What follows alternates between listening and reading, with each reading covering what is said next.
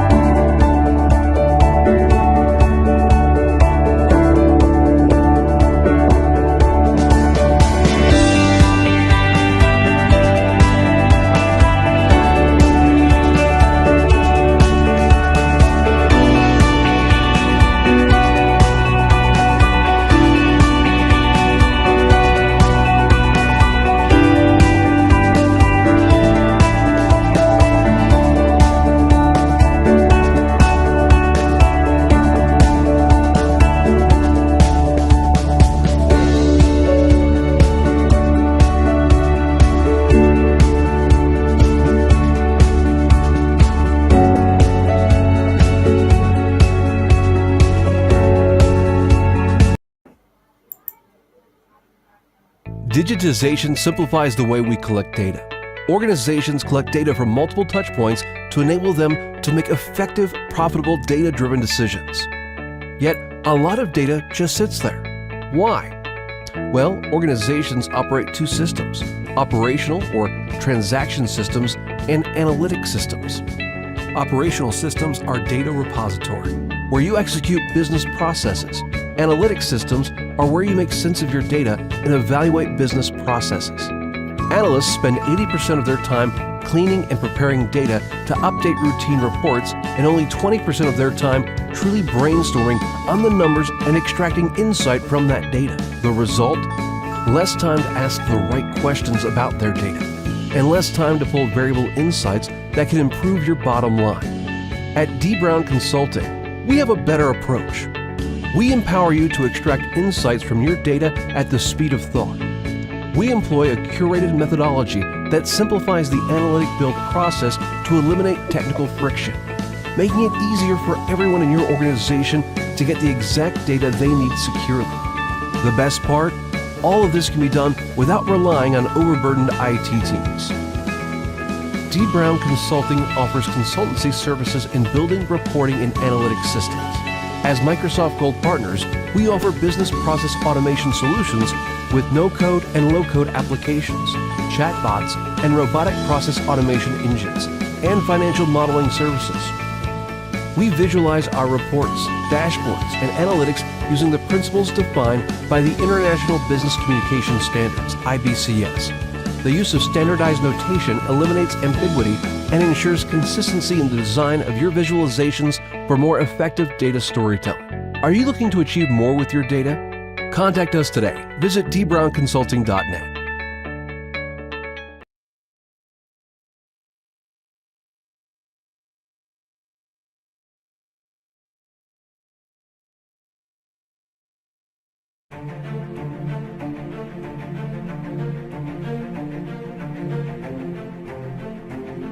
Welcome to the Pride of Symbols, a people driven by the passion for excellence and the courage to take on big challenges and see them through. With integrity of mind and systems, our words, structures, and processes are always dependable. We are proud of who we are, what we do, and what we stand for. Firm is our commitment to the vision to build a globally recognized distribution company and to become the key driver of trade revolution across Africa.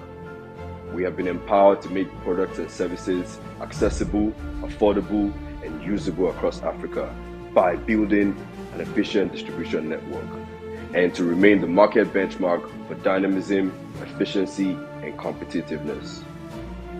We are rulers. We provide order. With confidence, enthusiasm, and wit we speak.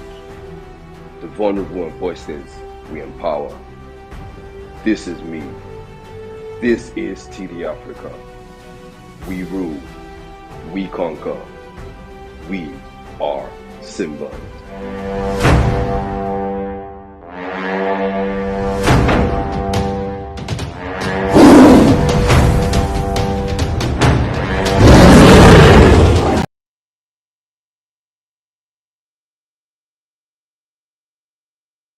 Good evening, everyone, and welcome once again to today's program, which is a global program, which is global AI program across the world. And shortly, we'll be looking at some things that happen in terms of the area of AI, what AI is all about. I'll do a short introduction just to tell you what we're going to go into in the next few minutes, and I'll bring my guests in. I know some of them already in the studio while I take the introduction. I think the first person I will introduce is Mr. Roland. He's an MVP, and he's going to come and join us in the studio to talk about this new product, not new anymore, that GPT brought us out at that time, and we are all in the same point here. Then we also have Mr. Emmanuel, there's a background sound somewhere, and we also have Mr. Sinachi coming somewhere. Can you check your... Okay, good. Thank you very much. Still coming back.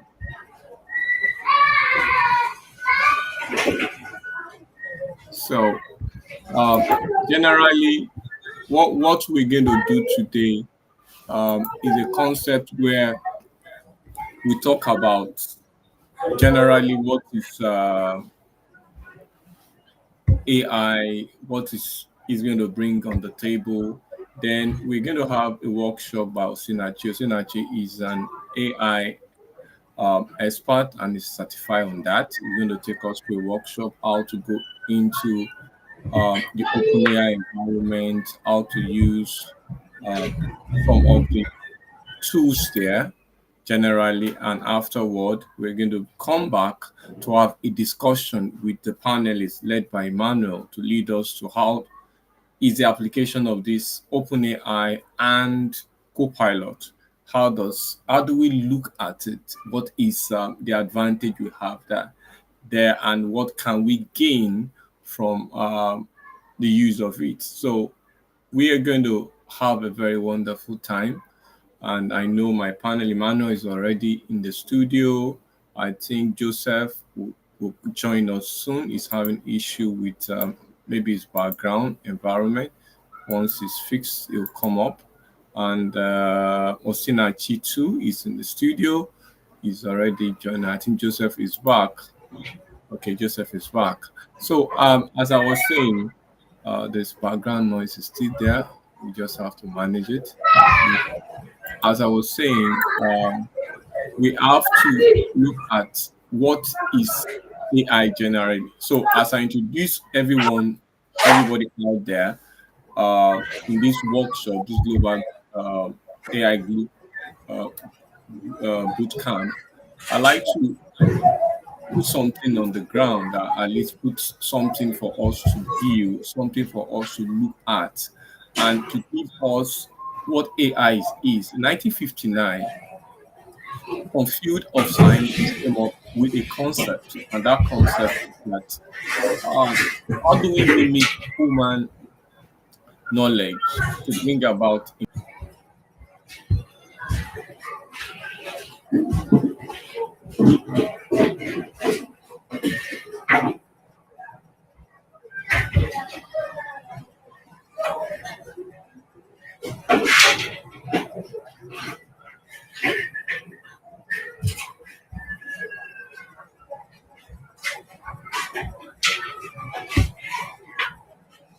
Can you hear me now? I think I lost everyone there. So it's a way to replicate or replace or exceed what human can do. And that is one aspect of the buzz about computing when it comes to AI. Then there are several ways by we can handle or see it. Several people started up, AI has started up since early 1950 when Tommy started with the experiment to be able to justify the fact that intelligence can also be captured from a computer by creating things that can relevantly change to an extent human capability. And artificial intelligence is a field that has been given to host, replace, and change the way human thinks and how human be able to achieve what they want. And the timing of it is also very, very crucial. And all this is what he was talking about in the earlier days. Then another aspect of artificial intelligence that is very, very key is machine learning. Now, in 1997, it became very prominent for scientists, data scientists, to be able to build what we call algorithms. Algorithm is a way by which you extract data. Now, for human, they say we have five senses. Am I right? We have five senses, and those five senses actually is built on what we can see with our eyes, what we can hear with our ear, what we can use our mouth, our nose to breathe in, and the rest to perceive. All these are critical feature of human. And in the light of that, data to a machine can be the eye, can be the smell. So once an algorithm or model is created, it now improves with time as you allow those data to be able to build, to justify the data, go through the sampling, go to the machine learning and the rest. It creates a wheel that can extend human understanding and also bring us to more refined way. In 2017, another aspect of machine learning, which is called deep learning. Now, this is not just laying it on just certain data that you know, like I have sample of A for apple, B for ball, and I use this as a sample. definitely, if I run the algorithm, what I'm trying to figure out is that when A is apple, what I see in the other end of my result is apple. But when we are talking of using things what we call a neutral network, where we use a process that we can stimulate the data to give us an inference that can give us a perception of what can happen in future, then deep learning evolved in 2017. However, it not stop there. Now it brings us to more in the likes of the machine learning, the genius in like the core, the ChatGPT setup, the Open AI guys. They created what we call, or they were part of discovery, because it was the boss of them with Microsoft that brought about this ChatGPT boss, where we have what we call generative AI. Generative AI is a way by which we create a new wheel, and that new wheel, which reside on how we can create prompts, use the data we have to be able to have, using it on a large model, to be able to have more intense discovery. And traditionally, if you look at the scope of the model that I've developed over the time, we see several things that can come from this new, although the cost is high, deployment is slow, but we have a lot of things that is coming up across Microsoft spectrum, from the deployment, tagging those services, using it on Dynamics, using it on Office, down to using it on Azure. Then you can create tasks that can help you to objectively look at things that are beneficial to you, things that you can use to create sample that can seal what you can do. And you can create data from that, which can be individual model, where you can use to create all this in terms of the classification as a task, in terms of object tracking, in terms of crime entities across each board. And finally, you train those data. And once you train data, you'll be able to emphasize and create a custom build that can stand as your foundation. So in real sense, we look at the data, which actually is where those information come in.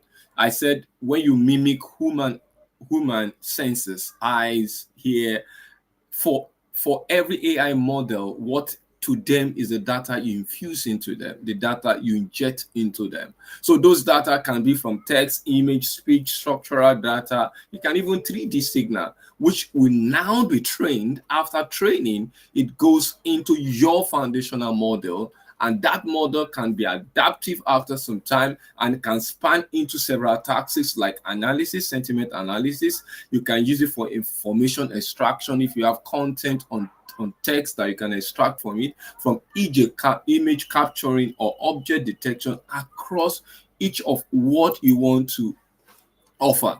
And that takes us to several ways by which, in those days, tuning started with this model having its several tuning have been done, almost 17 billion, and we have large model over 340 million has been captured in recent time. But when we look at what is happening recently with ChatGPT, we are talking of a model that can build on intentionally using the model to run on large data spectrum.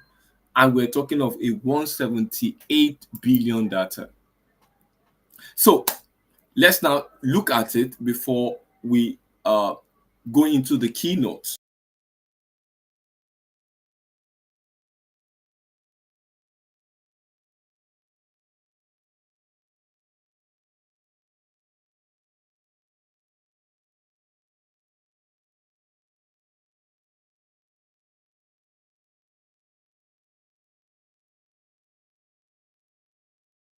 One of those thing is the I think my screen is froze for some time, but I'm back. Can you see me now?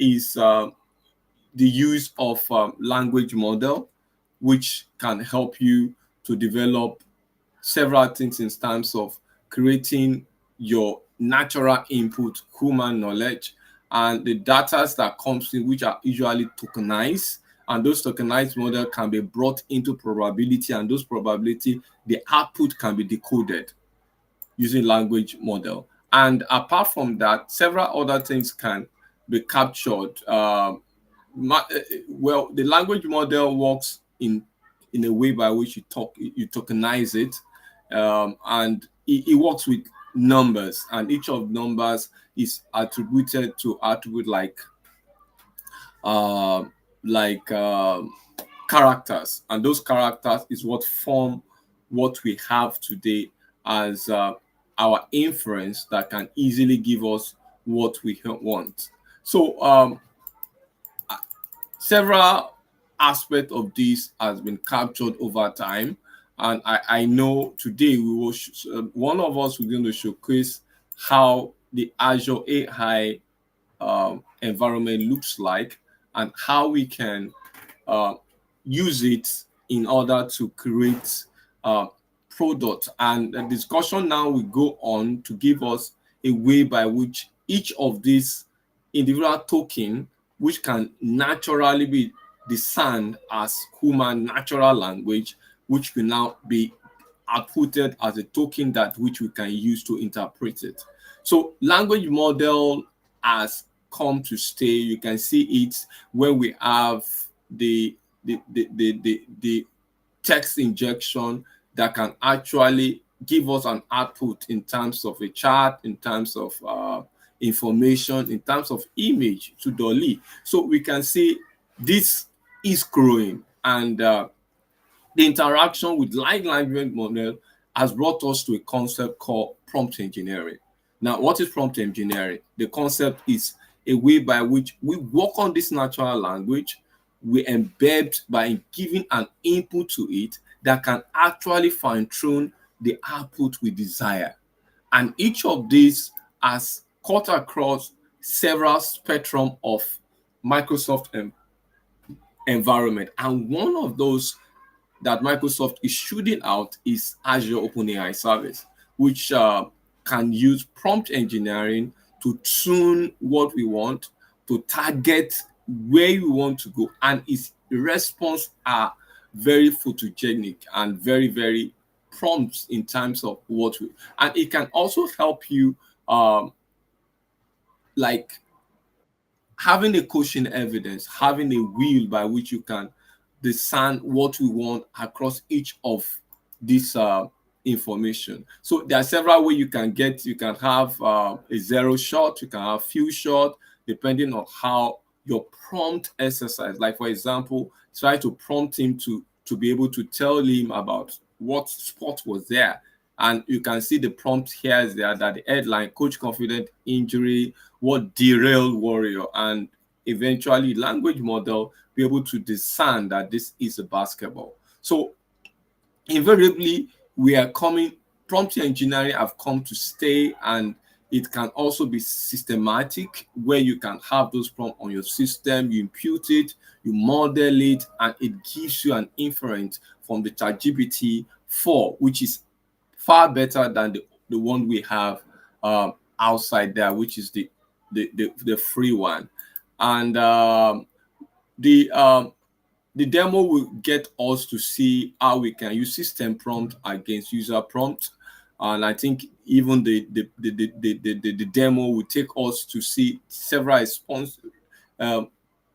reasons where we also need to have responsibility across the AI model. Because one thing about AI is being able to account for what you do. So Microsoft is also infusing prompt engineering with the ability, with a tone to which we have to work in a responsible way. So we're going to see what we have in Open Azure AI, how we can call those things and make the response at the right time. And several things can come out. You can customize it, and Microsoft OpenAI environment, which is the playground, can give you way by which you can actually design it in a way that it can assist you it can guide you. And one thing about the Azure environment is the ability to fine tune it. Now, when I talk about fine tuning AI, I usually use, if you have been to music or you are used to things like keyboard, sorry, not keyboard, like drum set or a guitar. A guitar reading doesn't really come handy except you fine tune it. And while you are fine tuning it, what you are doing is that to give you the precise tune, the precise musical note you want. Also in AI, in order to have better output in terms of prompting, in terms of the model, you must have a way by which you fine tune it. And when you fine tune it, you are making the prompt to have exact information that you want the response to come from. And when you fine tune it, it gives you that present way. So the takeaway in this intro is to help us to know that the model is not really replacing developers. If you're a developer out there, we are not saying that we're taking off the market. What this is really saying is that we are at a point at which we are creating ways by which we can ease business, ease our output, and make sure that we're having a way that it can easily interface with the computer program and the AI model and have a better business output.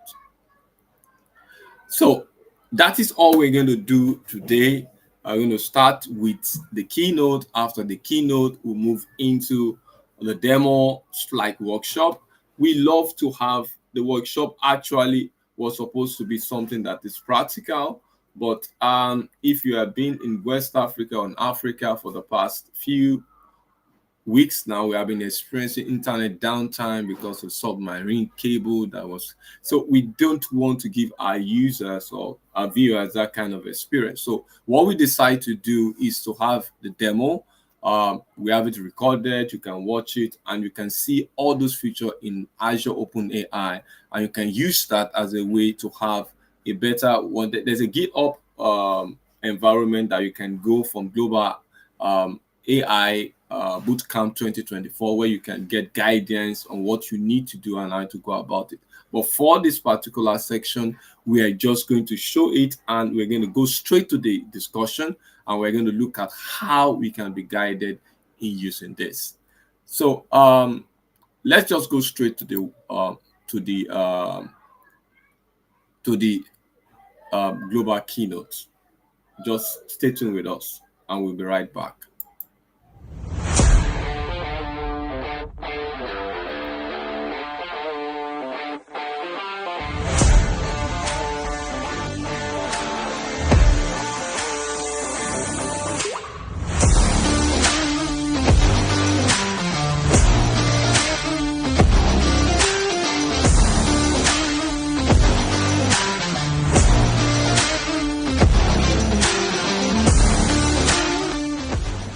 Hi everyone, AI enthusiasts from all around the world. Welcome to the Global AI Bootcamp 2024. What a year 2023 has been, am I right? It feels like the entire world went a little crazy. But hey, at least we got some amazing advancements in AI out of it. The evolution of LLMs and small language models has been mind-boggling fast. And let's not forget the integration of vision into these models. It's like AI suddenly developed superhero powers overnight. But let me ask you something, my fellow AI enthusiasts. Do you also find it incredibly hard to keep up with all the latest updates? I mean, seriously. It's like trying to catch a hyperactive squirrel on roller skates. It's a never-ending race to stay on top of the latest AI trends and developments. Now, I know you're all expecting a fantastic video this year, but guess what? We've got something even better in store for you. We've been on a worldwide adventure traveling around the globe, interviewing industry leaders from different companies and cloud providers. Why? Well, we want to delve deeper into the fascinating interaction between humans and AI. And let me tell you, the insights we've gathered are mind-blowing. But wait, I don't want to keep you waiting any longer. How about a little sneak peek? Yes, you heard me right. We've got a preview video ready to give you a taste of what's to come. Brace yourself for Human Hearts, Silicon Minds, the show that will make you question everything you thought you knew about AI and its impact on our lives. you and I have the mighty human brain, the ultimate in, AGI. I'm more of the belief that these artificial intelligence models are going to be used to make humans more productive.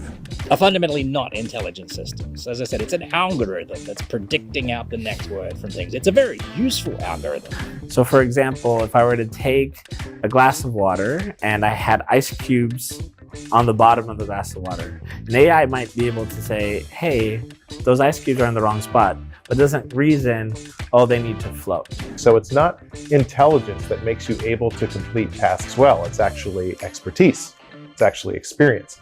When they say they love me, it doesn't really mean there's that chemical happening within the machine that we feel as human beings, right? So that's an area that I think we need to be very careful about. What you do with an assistant is you don't explicitly tell it what to do. Instead, you give it powers. Like the older generation, they have no idea about what is going on, and they trust everything that they see, right? So they don't have this knowledge that you cannot trust everything that you see, that you listen, that you receive. So we should hold ourselves to a higher bar, even if it's not against the law. If it's not illegal, doesn't mean we should do it.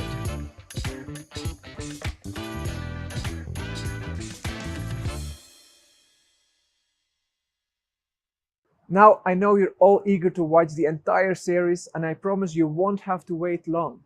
Over the next few weeks, we'll be releasing all the episodes on our YouTube channel. And of course, we'll be keeping you updated on all the latest news and behind-the-scene action on our social media and channels. So make sure to hit that subscribe button on YouTube and follow us for all the AI goodness coming your way.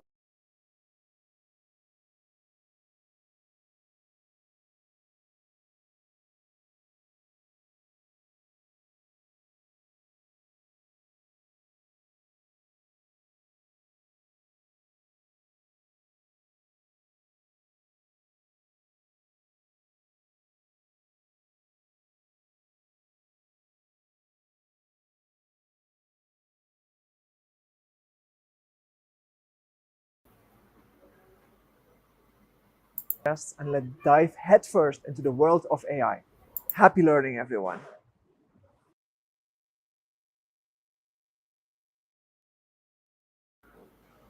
Welcome back. Sorry, I noticed my system was freezing. Sorry for that. I'll just bring the guest back. Joseph, you can, from the keynote, before Osinachi is ready, can just take us to the workshop and the demo. You can see a lot of things that is coming up, a lot of areas that is glaring that AI is taking charge. It's more like an extension that is going to come, and a lot of investment have been placed on this area, and we must be certain that we now build up our enterprise, our businesses across all this to be able to have a formidable application that can help to ease what we do. So what do you feel about the keynote? I'll just give you some few minutes and just wait for Sinachi to come up. Joseph, what do you feel about the keynote? I hope I'm not freezing again.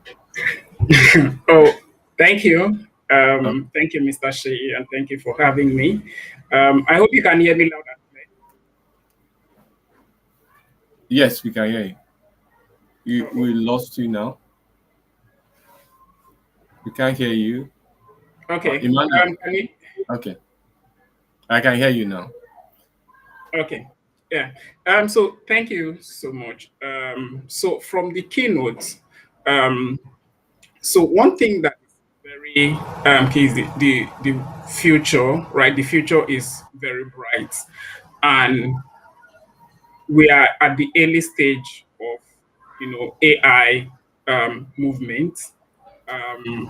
We're looking at the impact that this is going to have, right, in the future. I mean, such as the healthcare, the transportation system, right, and even the way we interact and communicate, right, with ourselves, and the impact that this is going to have in the business as a whole. So what I'll say is there's nothing to be scared of, right? We are on the right path, and let's have an open mind, right, to learn, educate ourselves, and then take opportunity. Take advantage of the opportunity that AI will present to us. Okay, thank you for that. I think Osinachi is in the studio. Osinachi, are you ready for a demo? Yes, Uh, yes, I am. okay, okay. So we give you the stage. You have to share your screen so that we can see what you are doing. Uh, we give you the stage now. So while Osinachi is getting ready, Emmanuel, what do you think is the future with what AI we are seeing about AI generally from Well, beginning? I think the future actually looks so bright from the perspective, because I've actually interacted with a couple of colleagues in the office. Like I remember having a conversation with all my colleagues in the office around IVR system, for example, for contact center agents, right? So he did an example.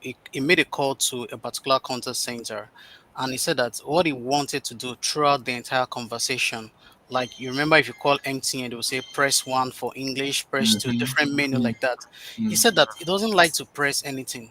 What if so he did a demo for me right there, right there. So I knew the AI service that is working is actually the text to speech and the speech to text that is actually working at the backend. So it just the AI was just speaking out. Welcome to our contact center. If you want to do this, you can either there I was even giving the option. You can either press the option or choose to say it. So far you can pronounce what you want. One, two, the AI was going to actually respond to that prompt. So the future is actually so much beautiful with this technology coming in, making interaction, making things seamless for us. So the future Yeah, is very beautiful, yeah.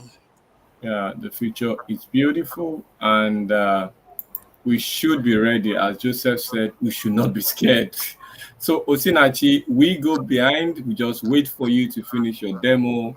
Then, as I said, this is supposed to be a workshop where we want all our viewers out there to also follow what Osinachi is saying, but due to several internet search that we have in West Africa, we are scared so that we not put people into different. So Osinachi, you can take the stage while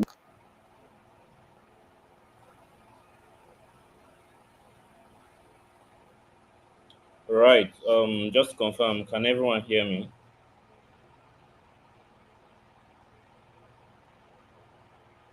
yes, we can hear you. Oh, I was sharing my screen. I think I stopped sharing. So confirm that you can see my screen.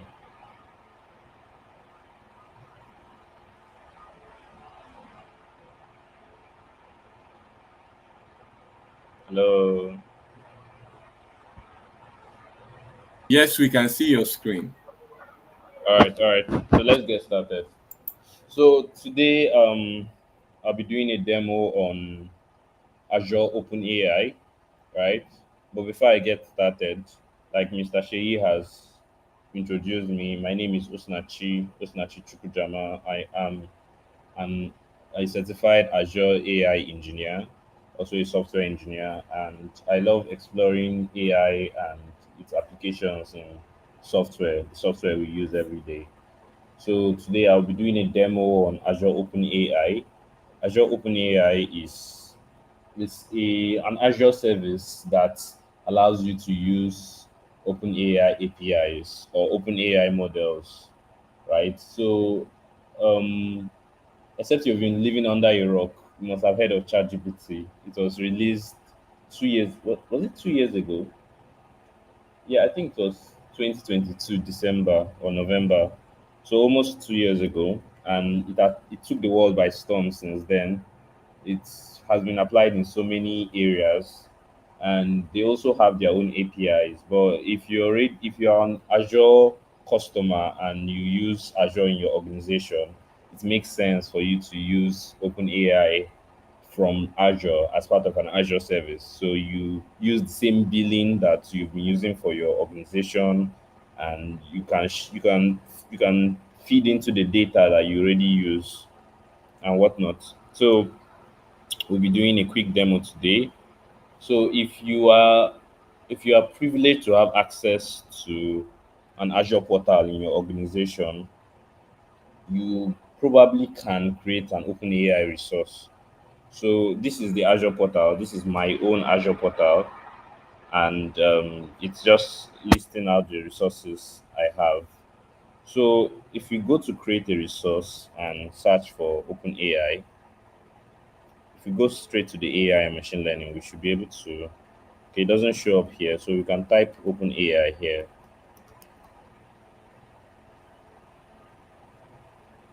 and we should see it show up on the marketplace, Azure OpenAI.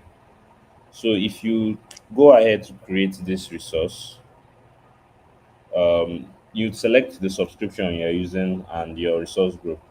But not everybody has access to Azure OpenAI. You would have to request for access. So this is the request form. I already have it open here. So you just go through it, fill it, and get access to it. So you still use the same billing that your organization already uses. Luckily, I have a subscription that has access. So it's you create it just like any other Azure resource, right? You create it, you add the details, the resource group, the region details, the name, pricing tier. So it's only standard for now. You add details about the network and you go ahead to submit. So I won't waste too much time to create a new resource. I'm going to use the existing one I have. If I go home, so an open AI resource I've already created. I created it in the okay. I created it my first open AI resource. I should increase my screen size so that you can see better. My first open AI resource 101. So you can, if you're able to create this, you can go through it, look at the keys and the endpoints in case you want to integrate it into a custom application. So you see that we are giving a particular endpoint. This is a unique URL associated with our OpenAI resource. So you can use this endpoint and the one of the keys to work with this OpenAI resource. You can build a custom application that uses this OpenAI resource.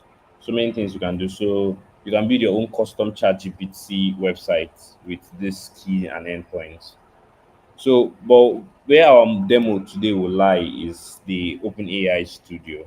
So if you go to oai.azure.com, I think we can also access it from here on this resource. Yeah, you see, go to Azure OpenAI Studio. So the OpenAI Studio allows us to interact with different applications of Azure OpenAI. Right, this is the studio for me. So this is my current directory and the resource I showed you earlier. Right, so you can do several things on the studio. This is the getting started guide. You can do text generation. You can bring your own data. You can this is for assistance, this is for chat, similar to ChatGPT. You can also do text completions and also even generate images. So we'll just do a quick overview over these things. So I can close this is just showing that it's the new OpenAI Studio, Azure AI Studio for OpenAI. So let's look at the first thing, chat. So chat allows you to chat with a GPT-3 model, just like you do with ChatGPT. So select templates. You can use templates. You can use system messages. Templates is just like fine tuning, or what we call prompt engineering, fine tuning your chatbot to behave the way you want it to behave. Right. So these are different assistants. So they are pre-configured by the developers of Azure OpenAI so that you can get started as fast as possible. But we would not dwell on that. We can use system message to customize or prompt engineer our our OpenAI model. We can also speak our input. So let's start with something simple. Um, Something simple we can ask. Let's see. How many countries are in Africa?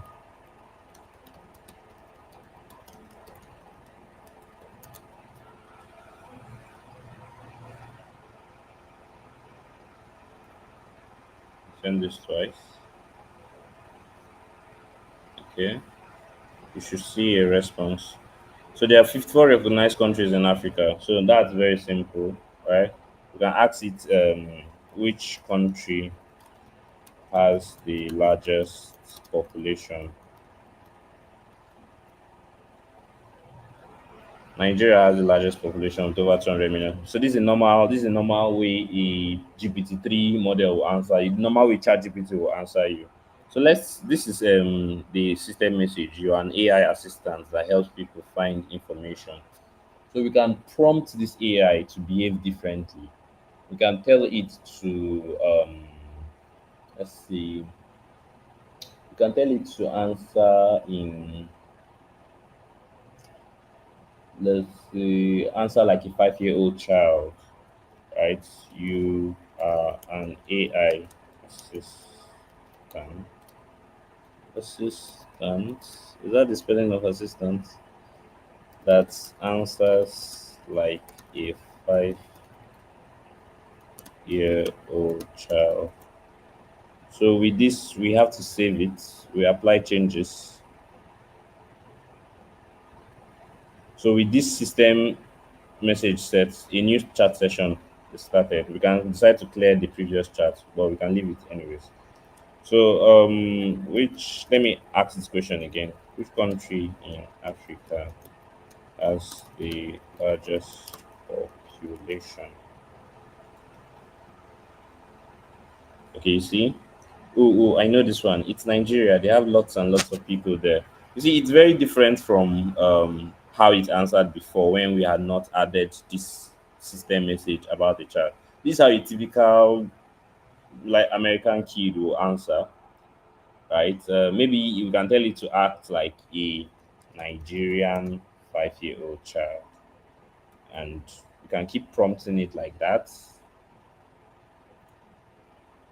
right? So to act the way we want it to act. So I'm just going to ask that question again. So yeah, this is kind of how a Nigerian will sound. We are many, many people. So you see, it said we are many because it's a Nigerian child. I specified it as a Nigerian child. So that's just a basic overview of prompt engineering. You can use the system message to do prompt engineering. You can use examples. Examples is like completion, um, user as an assistant. So if the user asks something like, mm,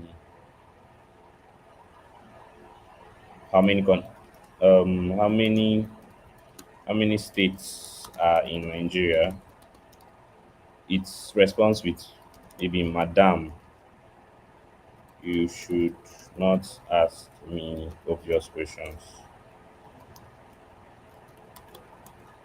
There are 36 states in Nigeria.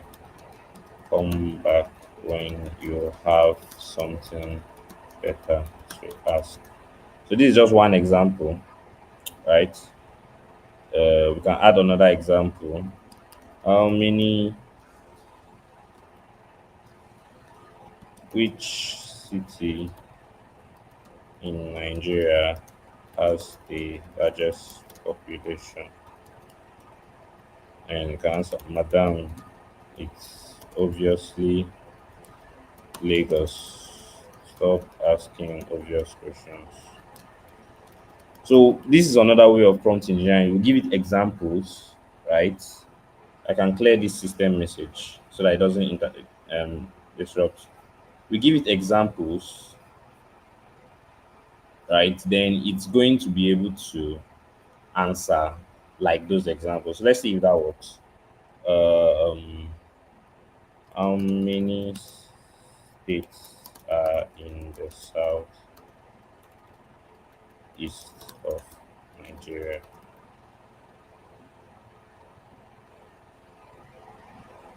Okay. Didn't use the examples per se. Maybe we need to add more examples, but let's just move on. Let's move on. I'm going to show other things. I'm going to show you DAL-E image generation. So with the OpenAI deployment, you'll be able to generate images with DAL-E. Okay, I think they have updated it to DAL-E 3. So we'll be able to see more realistic images. So let's even start with DAL-E 2. Create a realistic image of Lagos, Nigeria. So let's see what it's going to give us.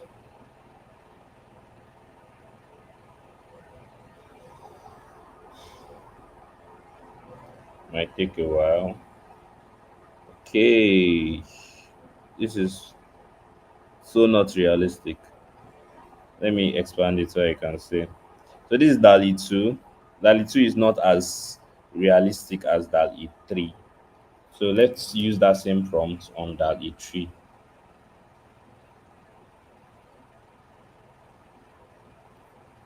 Okay, it's going to take a while for the deployment to complete. So we'll get to that. We'll get to that in 5 minutes time. So let's look at deployment. So after creating your OpenAI resource on your Azure portal, right, you need to create something called a deployment. So this deployment is where you set the model that you want to use. So let's create a new deployment. So the models available to me are GPT-3, 3.5 text embeddings. I see that they have added GPT-4. Okay, but it's not available to me right now. They say no quota is available to deploy this model. All right, so I don't have access to GPT-4, any of the GPT-4. But normally you would want to like use GPT-3, maybe GPT-3 Turbo. This is the same, I think this is the same model that is used on ChatGPT. You can allow it to auto update. You can give it a name, my ChatGPT kind of model. You can set advanced options. So if you reduce the token per minute, your model takes less time to deploy, but the context is smaller. So I think if you have been on the news on AI, you must have heard that AI models can read entire books now. Previously, they could only read maybe a message or a block of text, but now they can read entire books. So this is what this token per minute rate is kind of what is part of. It's what is part of, right? So it can take only to 30 tokens per minute. If we put it to very high, it's going to be able to take 229, 230.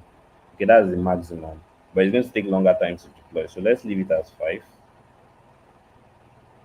So we can leave this dynamic quota enabled.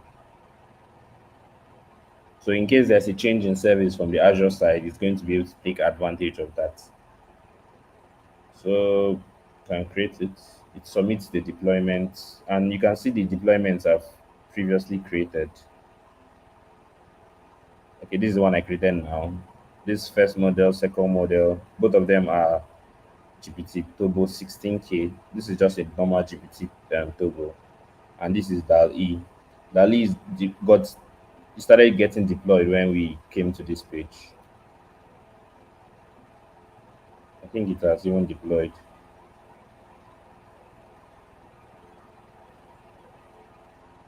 Let's see how long it takes to generate the image.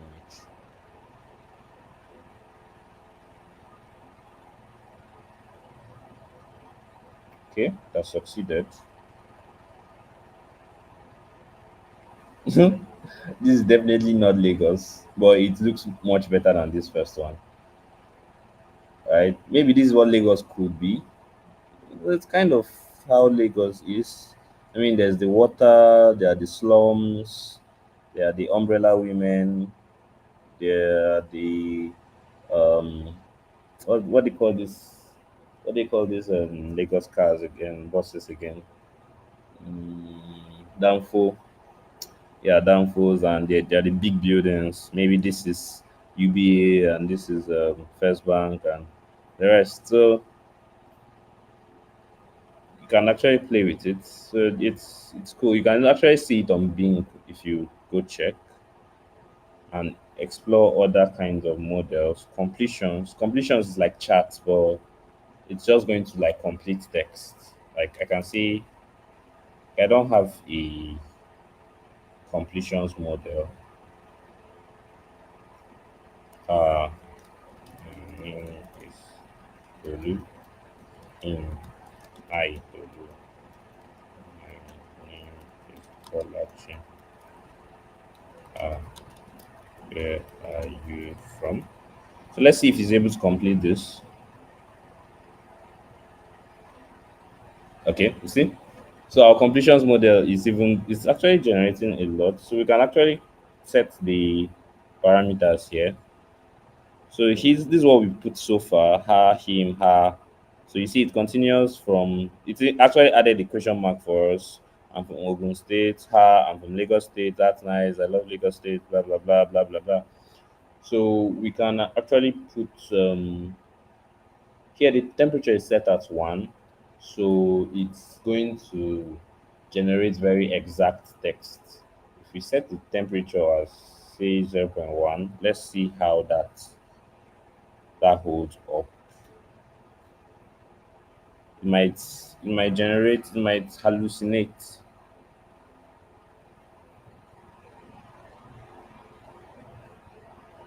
But it did not. Maybe this is a very direct question answer model. Okay, let's see. Instead of her saying, let's say, tell me a story. Tell me a story.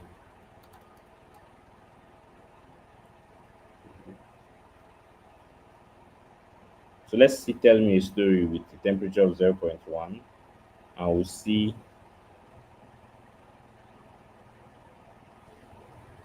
Okay. Let's see how it's going to talk. This story is about them falling in love. Let's see how it will hold up on a temperature of 1.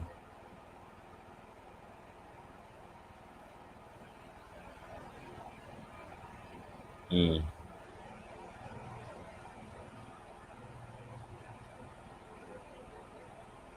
Oh, yes, yes, yes. So with a higher temperature, the model is more likely to be more creative. So before the model just talked about them getting married, but here it's talking about magical land, mountains, and those other things. So this is just one part of customizing the completions model. So the completions model is very similar to normal ChatGPT, but it's tuned for completions and not chat. So you put in an example of how a conversation or how an interaction is going to be, and it's going to complete it for you, right? So that's this demo. Assistance is basically just templates that allow you um, to like have to save different types of bots that you want to be using, right? It's the same thing as the chat, but with your own specified instructions and the assistant's name. Let's call this tourist assistant. You are an expert on tourist locations in Nigeria. So we're using the first model deployment. I'll just save it. can even create another one. Um, Politics assistant. You are an expert in geopolitics. So save this too. So where are all our assistants?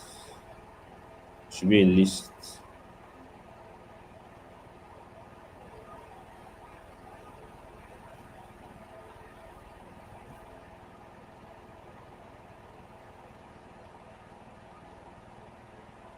Go back here.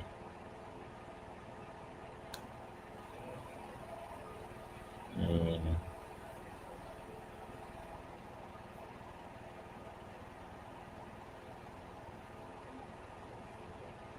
So let's just ask a few questions to this assistant. Um, who killed? Who was that U.S. president that was killed? How does having nuclear weapons affect Iran? So this is a geopolitical assistant. It's going to be able to give us an expert answer on geopolitical matters, right? So see how detailed the answer is. Talks about the significance of having nuclear weapons in Iran, national security, regional influence, negotiating power, and the rest. So it's just for you to be able to save your assistants and have them. Okay, these are all our assistants. These are our tourist assistants. You can open it up. So instead of putting a system message anytime you want to talk to a particular type of GPT, you just set an assistant for that. Where can I visit in the southeast?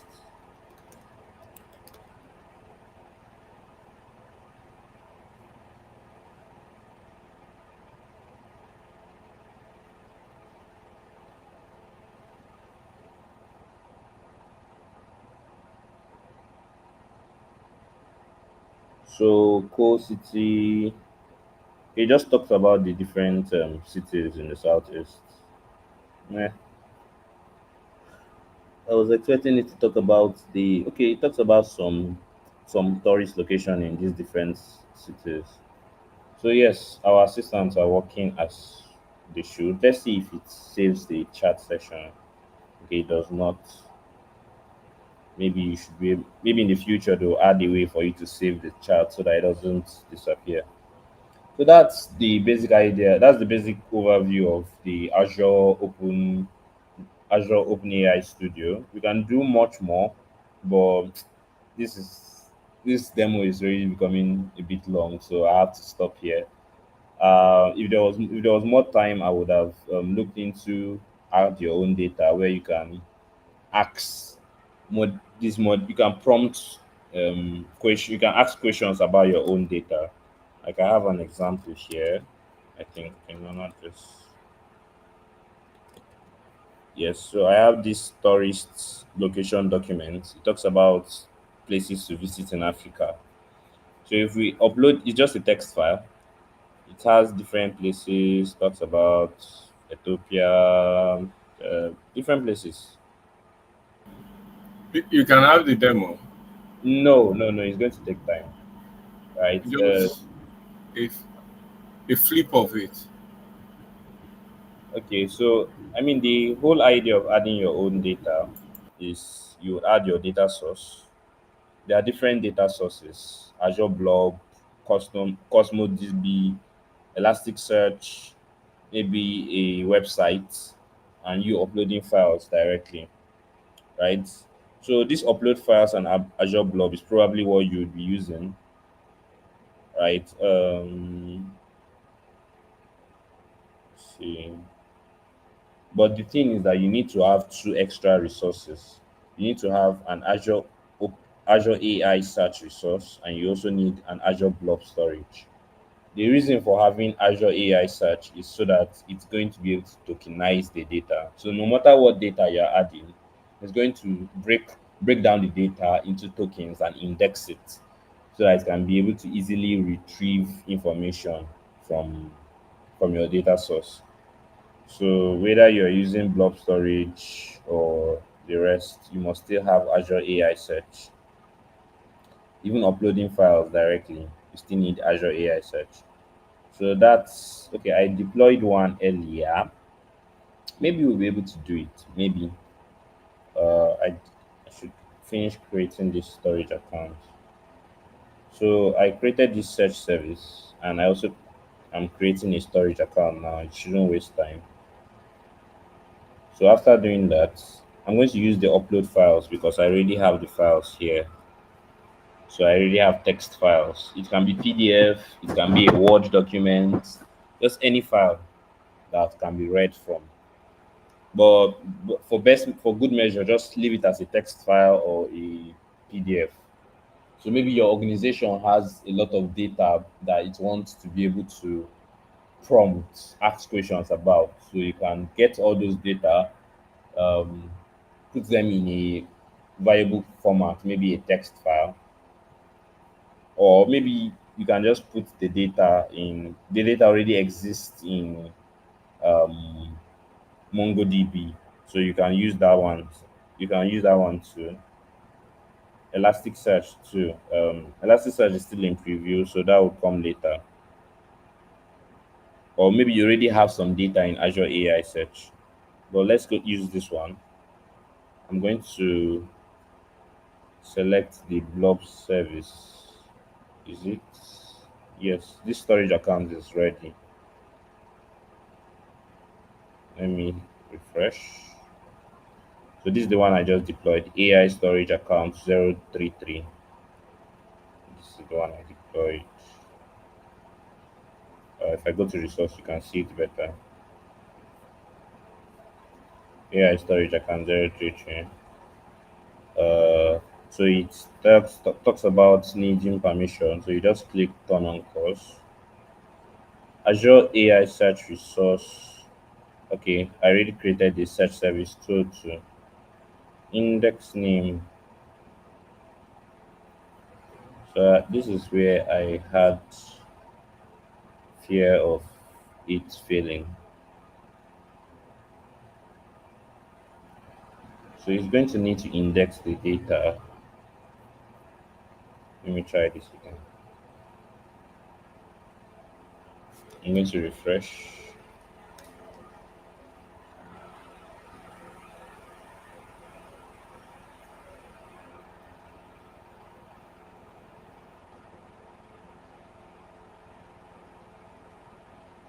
Hopefully it doesn't fail this time. Okay, it doesn't fail. Um, Tourist locations in Africa. So I think that should be enough. So this is where it wants us to upload those files. So I'm going to just come here. There are 4 documents. So I'll just put them in. Oh. Okay, I need to click browse for the file. I'm going to go to my desktop. 4 documents, upload files.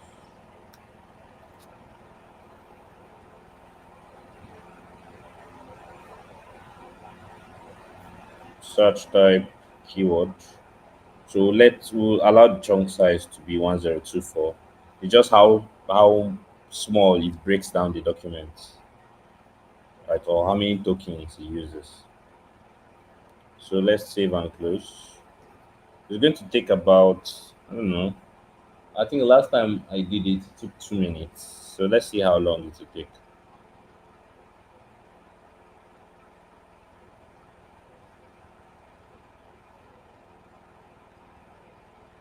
While that happens, let's look at the other parts. So I think for my service or for my subscription or group of subscriptions, a lot of people have already deployed GPT-4. That's why I can't deploy it. But GPT-4 is a very powerful model, very, very powerful. Unfortunately, we'll not be able to demo it here. These text embedding models are just used to create embeddings. Embeddings are like the tokenization output from a chat session. And these are the GPT 3.5 models available. 3.5 double. These are like, I think, the bigger the number, the newer the model is.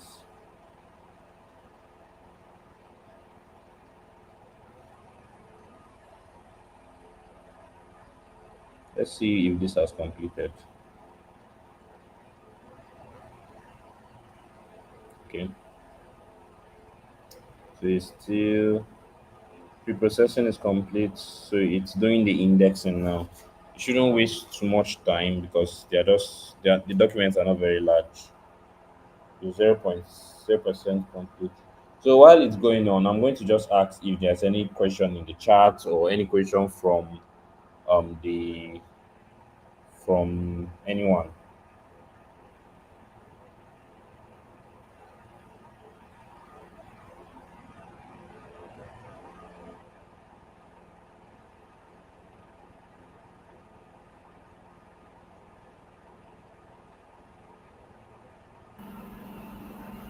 No question. Sashi, is there any question at all? There's no question on the chat. No problem. Okay. So it's complete now. The indexing is complete. So let's ask a question. Where can I see giraffe?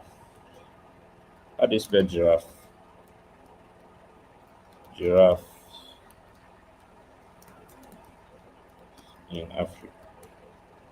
I don't have to add in Africa because all the equations will be based on the documents already provided. So if I just ask where can I see giraffes, it's going to only limit the answer to Africa.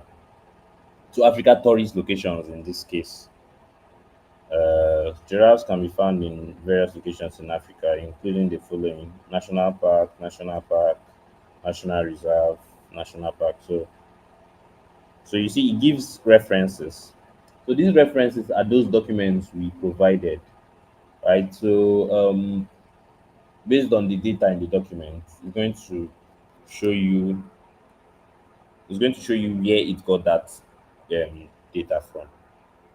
So 10 most famous big game reserve, 10 best countries to visit in Africa. Just do we have that? I think we have something like that in the document. 24 places to visit in Africa. So this is this one. And it says part two. So the documents were broken down into different sections. So that's what chunking does. So that's why we have part one, part two. Depending on how big the document is, we can have different parts.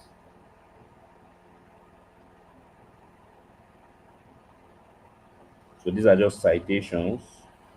So depending on your document, you can see different parts of where the data was gotten from. Let's see. Let's see one of the citations. Kruger National Park. So is there a mention of Kruger National Park here? I can check it directly from the document.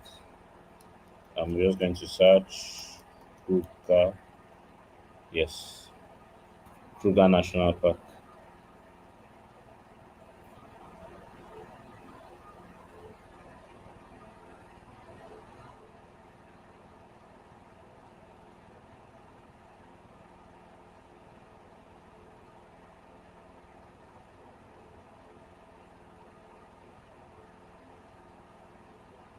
So it doesn't talk about giraffes in particular, but since it's a GPT model, it's able to use its own embedded data along with your own. I think I searched for giraffes earlier. Let's see if there's any mention of giraffes in the document. Okay, it did talk about giraffe.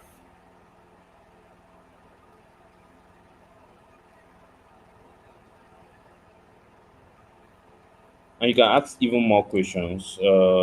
Let's see. You can ask where can I take hot bath, take hot lake bath, or mud bath.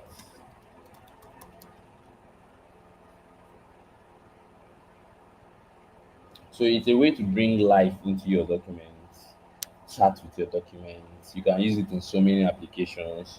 You can use it at work, you can use it for school, you can use it for research, just different ways.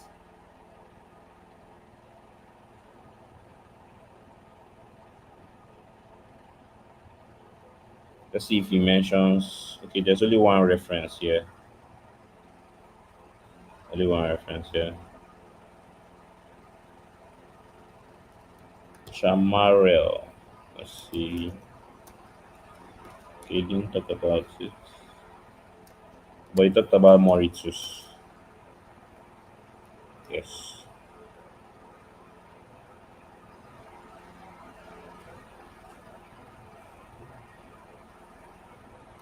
All right, so I think that's actually enough information on bringing your own data. So the whole idea is that you'd come to the OpenAI, you come to the OpenAI studio, you add your data, maybe you upload the file directly, or you then get it from blob storage. And if we even go to our blob storage, we go to containers, we should see the data that was uploaded. So you see file upload tourist locations in Africa. So those are the four files we uploaded. You can see them here. And if we go to our search service, we should be able to see the chunked files. Let's go to indexes. So this is the search service, AI search service.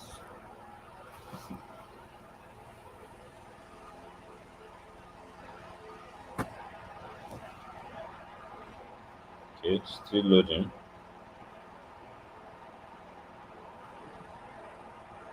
Sometimes it's VPN issues. This page does not load. Sometimes, so just okay. Should be an index, not an indexer. Yes. So there are 26 documents inside. It was able to break those four documents into 26 parts. You can see the different parts, and all those parts were indexed. So we can actually search from here. Um, Kruger, I think we talked about Kruger National Park. So you can see data about it. If you search something that is not in part of the document, you will not see anything. Maybe if we talk about, what can we talk about? Um, Donald Trump. I don't think we should see anything. So there's no index. The value is empty. So there's no index about Donald Trump. So it just works based on the data you have. Right. So that's the basic idea of using the OpenAI. And if you're a developer, you can integrate it into a custom application. I have a GitHub. Um, I have a GitHub of these documents I showed. I deployed it in this application, not deployed per se, but I set it up in this application such that it uses it uses an API from Azure OpenAI. I'm just going to show a bit of the code.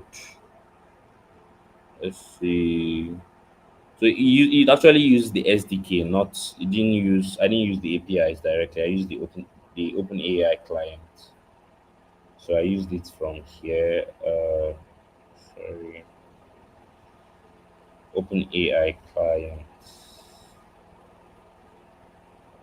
See, I imported it from Azure OpenAI.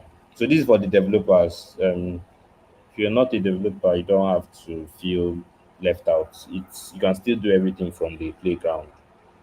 So this is where I set the chat completions, and we're able to use the output in an application. So I think that's all for my demo.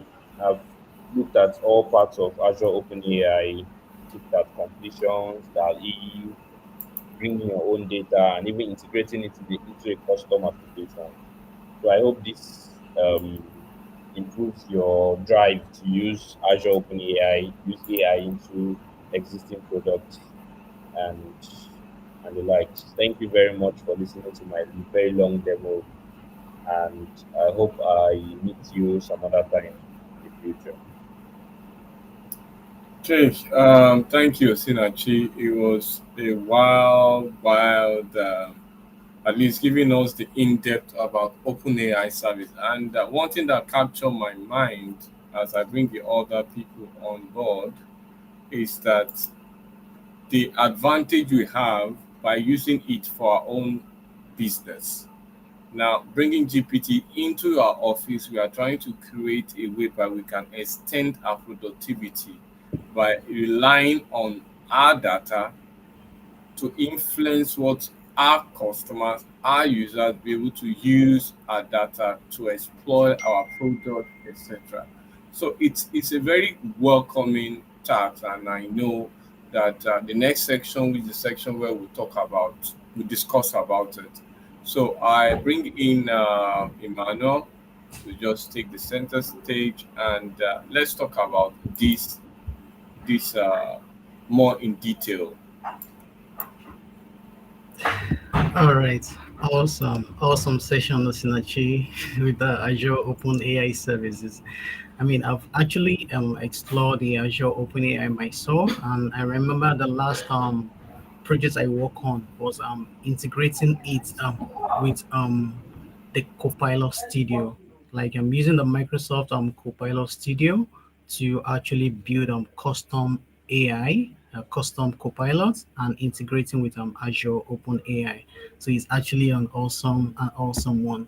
So I would like to like ask a few questions around the Copilot Studio, even around the Open AI. So like in terms of security and privacy. So since Copilot is built on OpenAI ChatGPT model, does Copilot share any information with OpenAI? Okay, the question is directed to me. Yes. So you said if you integrate OpenAI API with Copilot, Yes. does it share information with Information. OpenAI? Yes. No, if you deploy OpenAI, an OpenAI model from your Azure portal, all the data you use, all the data you interact with is going to be part of that model. It's not going to go to OpenAI. It's not going to go to anywhere. So it allows us to create very private models, right? Unlike the ChatGPT that everybody uses, where the data, the chat conversations you have can be reviewed by by human reviewers, but the data you interact with for Azure OpenAI is not used in that way. Awesome. Awesome. Awesome. Um, Joseph, still talking about privacy and security. Is it possible for IT admins to monitor or use the audit intra ID activity or use in Copilot session? Copilot, can they actually see every of our search history? Is it possible for IT admins to monitor them?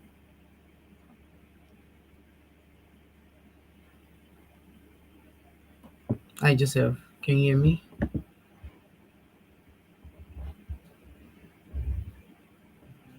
I think I lost Joseph there.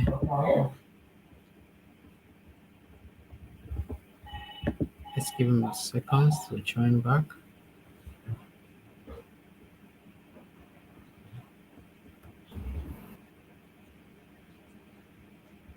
Hi, Joseph. Are you back?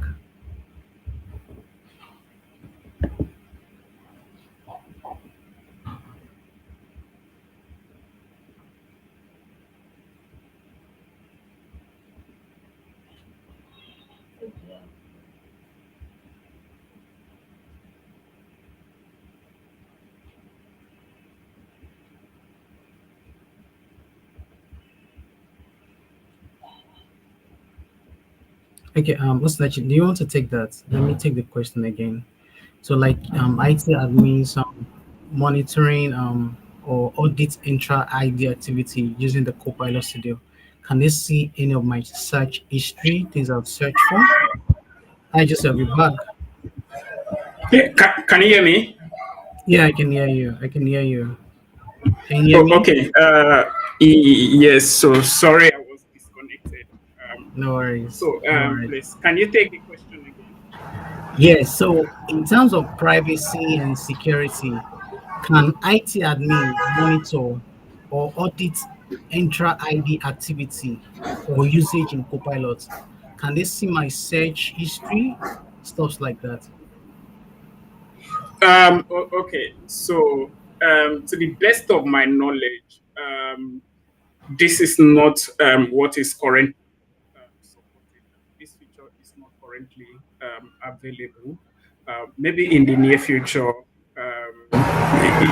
based on security concern, it is something that Microsoft will want to consider, right? Or they wouldn't. But at the moment, it is not available. Awesome, awesome, awesome, awesome. So it's not possible. So I can do my search and everything is written in Copilot's chat, and my IT admin cannot actually audit it. Awesome. Osinachi, I have a question interesting around employees. Like, how will my employees know that I have a commercial data protection when using Copilot?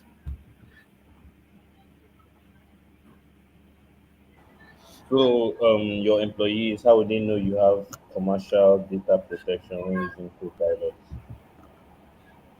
Yes.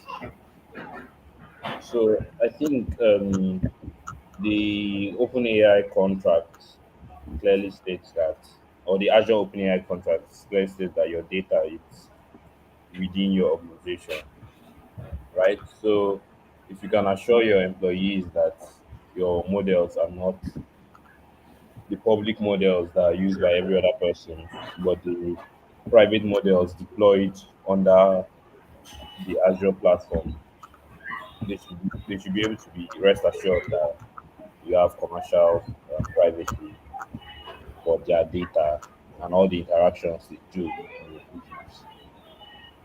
Awesome, awesome.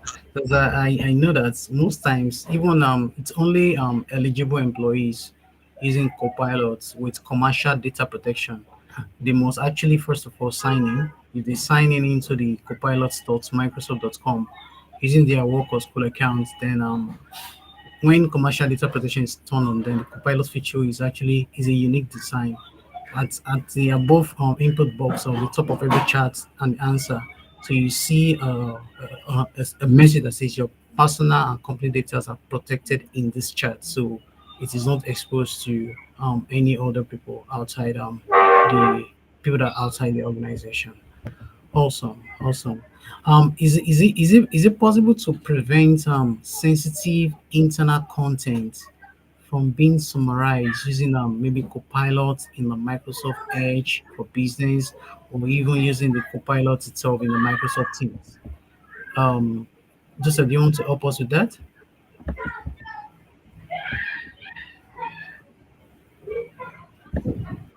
Hello, can you hear me? Yes, I can hear you. I can hear you. Okay. Okay, so your question is if it is possible to prevent sensitive internal content from being summarized by Copilot. Yes, yes. Yes, yes. So Edge has has a feature, right, that enforces data protection and data loss, right? I think it's called DLP. Okay, so this is the way through which organization can, protect their data. So once this feature is enabled, right? So when this feature is enabled, right? Is to protect your internal data from being exposed. Awesome, awesome. So the data loss Uh, prevention that is, yeah, go ahead, okay, go please. on. So the Go data on. loss prevention that is actually infused in different Microsoft 365 services is also applicable to the Microsoft Copilot also. to prevent those sensitive informations from getting out to people that are not supposed to actually have access to such a sensitive information. Yes, and also I think that there are a couple of Microsoft products that handles information loss and data protection very well, right, at the user level. So you can also, I think, Intune and Microsoft Defender for cloud apps. These are some of the applications that you can explore, to prevent data loss and protect your data. Awesome. The MEM and the MDM also. Yes, the Microsoft Intune also protect it. Awesome. Also, Nachi, is it possible to use Copilot with any browser? And if is Copilot also accessible via APIs?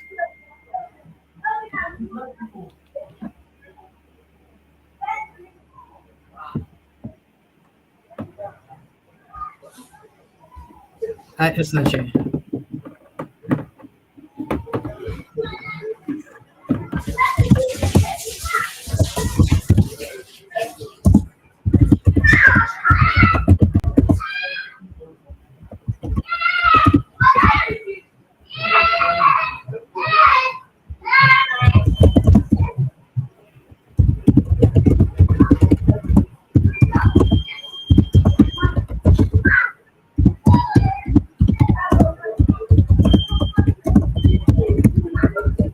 Okay, yeah, Emmanuel, you asked whether it's possible to use Copilot in browser. Yes. Yes. So Copilot comes pre-enabled on Microsoft Edge, right? So with Microsoft Edge, you can go directly to Copilot and asking questions, getting everything designed using Microsoft Designer and the rest, right? So yeah, so you just have Microsoft Edge both on mobile and on desktop. So you use Copilot within Microsoft Edge. Awesome.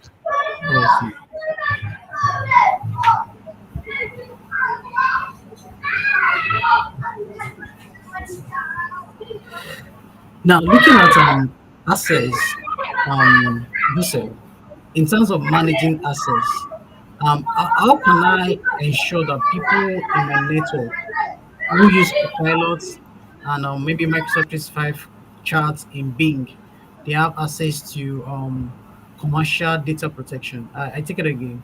In terms of assets, managing assets, how can I ensure that people in my network who use Copilot and Microsoft 365 charts in Bing have access to the commercial data protection?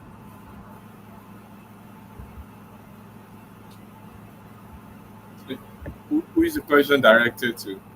It's for Joseph. It's for Joseph. Okay. I Stage. Hello. Hi, Joseph. We can hear you. Yeah. Hello. Hi, Joseph. We can hear you. Oh, okay. So the question is about managing assets. Yes. Okay. How do you manage access to prevent data protection, right? Yes. Okay. So this is service plan, right? That it requires to be enabled. Okay. So this is available on Bing.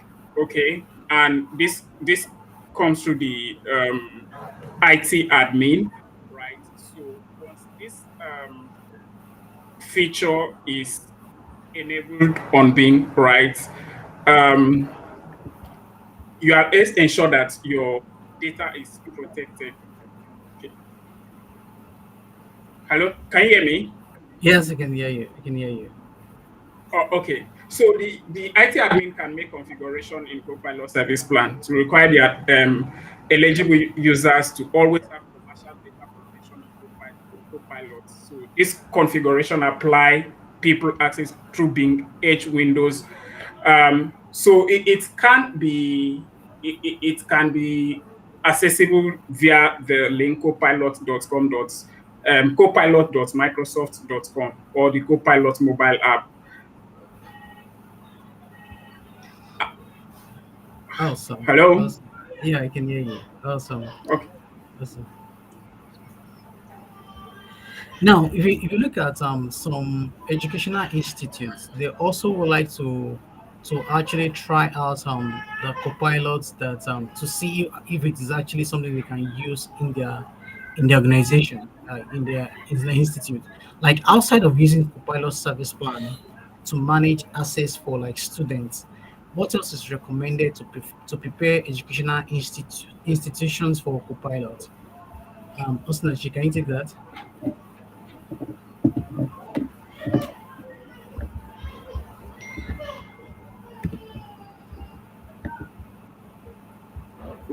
Can you take the question again, please? So for educational institutes, for example, now they also would like to have access to copilots to be able to try it out to see if it's going to actually be useful to them. So outside of using the copilot service plan that Joseph mentioned earlier to manage access for students, what else is recommended to prepare educational institutions for copilots?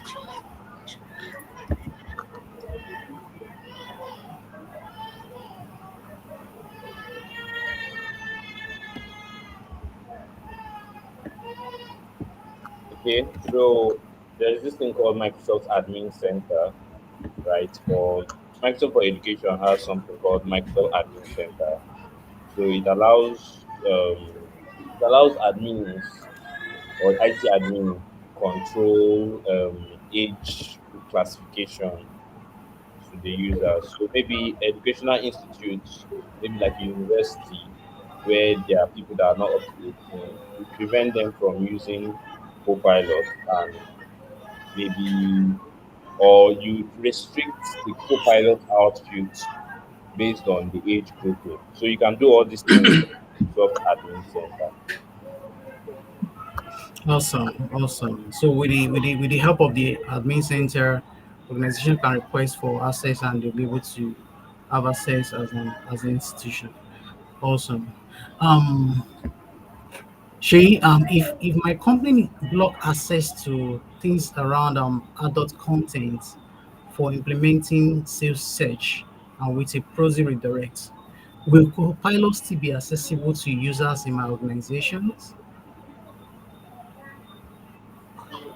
Well, if I get your question correctly, if um, there's a security setting that's already implemented to block some content, especially adult content, for my users for having access, will Copilot still work? Mm-hmm. So, if I'm right, is that the question? That's a question. That's a question. Okay.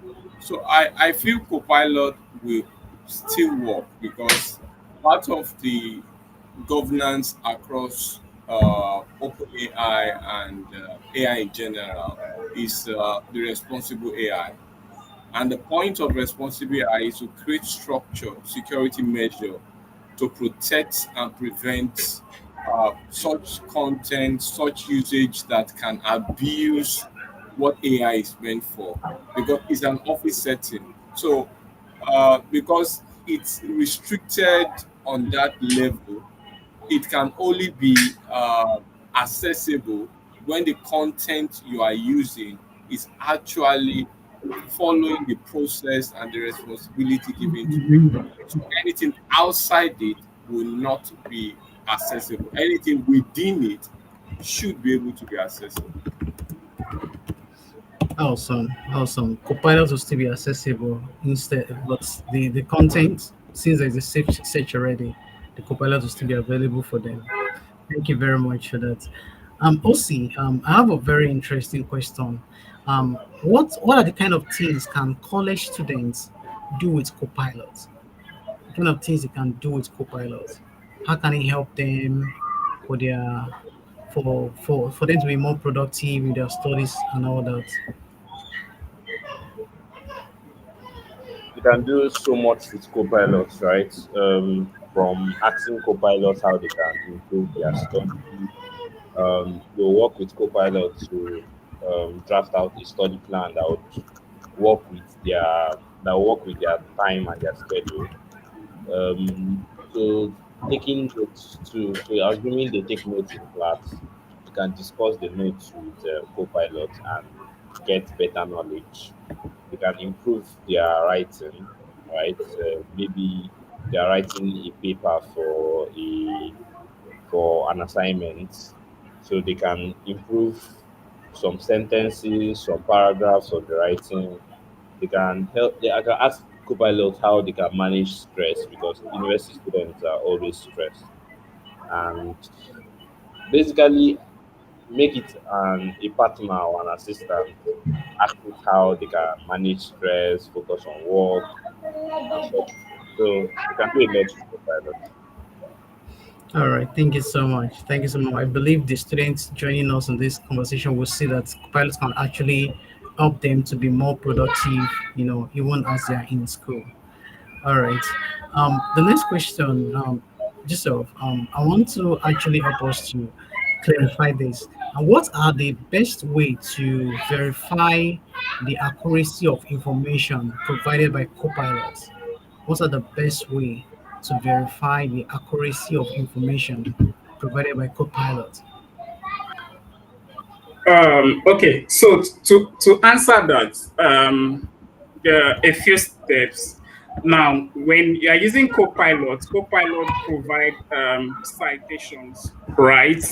And let's be assured that this Copilot is built on large data. Okay, so with it provides citation and references. Okay, so you can use these references, right, as a point. And also, you have to, once you get answer from Copilot, okay, you also have to do your own research too, right, to actually see that some of the results that you get, maybe right, validate what you are getting from Copilot. Awesome, awesome, awesome, awesome. I remember the project I did, I had to confirm, is this Copilot really giving me the answers that I've actually imputed there to verify? I had to even go with my team to check, okay, can you prompt different way to see, to confirm what the answers the custom Copilot is actually, providing, if they're correct. Thank you so much for that. Shay, we've been hearing about translation in Copilot. How does it work? How does translation work in Copilot? Um, Translation generally, we know that the boss of ChatGPT generative AI is actually running your algorithm against large model. And because large language model, which is called LLM, is actually being used as a way by which we can inference from it information that we require. So when you start using that for translation, then you be rest assured that Copilot will generally use the content you have. For example, anything that is related to Microsoft Copilot are basically running on what we have as language translation on Bing. So as long as Bing language translation model is in, you might not be able to attach it to a public. There's no, you cannot add any public list there. So it use the Bing language translation to translate any language within the scope that is being infused into the large language model.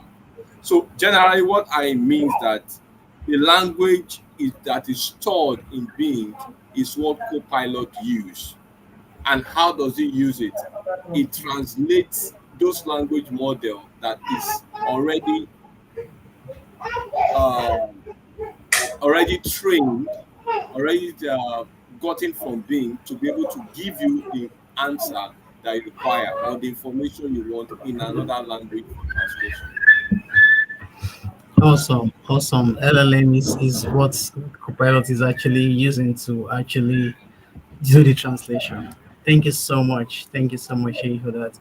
OC, the next question: how does the file upload works in Copilot? I remember during your demo, you uploaded some files. How does it work in Copilot? How does Copilot use those files upload to actually, answer those questions? Okay, so on Copilot, there's like a paper-click icon. Basically, just upload the file and you can ask questions about the file, right? So it's just a very it's an ephemeral thing. So when you upload the file, you ask questions about the file. If you close that session, it goes away. So because of the commercial data protection promises, the file and the content are not safe, or they are not used to train the model further. It's just you and your file and you asking questions to it, right? So with Copilot, the one that everybody can use, the upload limit is 1 MB, right? So you can't upload something more than 1 MB. So you just limit your file size. If you have a big PDF, you can maybe break it up before you upload. And you can only upload 5 files per day, right? So the format supported are PDF, this is PNG, JPEG. That you can upload both images, PDFs. You can upload text files. You can upload Office files, Word, PowerPoint, Excel, Doc, HTML files too. So a lot of things you can upload. Awesome, awesome. File upload is actually very important. I remember the custom copilots we worked on. We had to upload some PDF from our internal documentations to ensure that it's accessible to users. So when they prompt the copilot, just picking those informations from the PDF from the internal documentation and provide the answers for the self-service. Thank you so much for that, OC. All right. I have another interesting questions. For Microsoft 365 Copilot, how does it handles and protects my sensitive data and information? I don't know if Joseph would like to take that. For Microsoft 365 Copilot, how does it handle and protect sensitive data and information?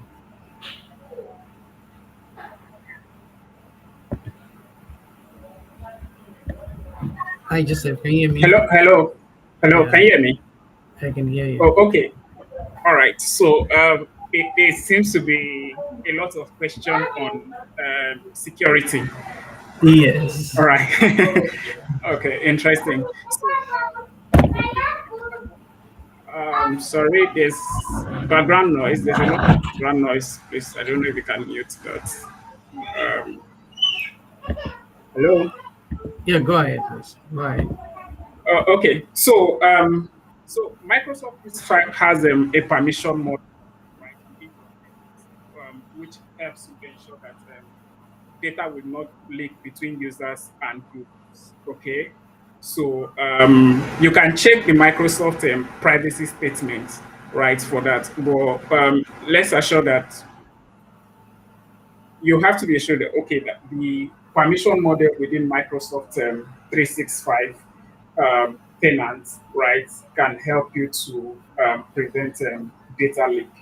Okay, so with the Microsoft privacy statement, you have more detailed guideline, right, on how you can implement that within your tenants.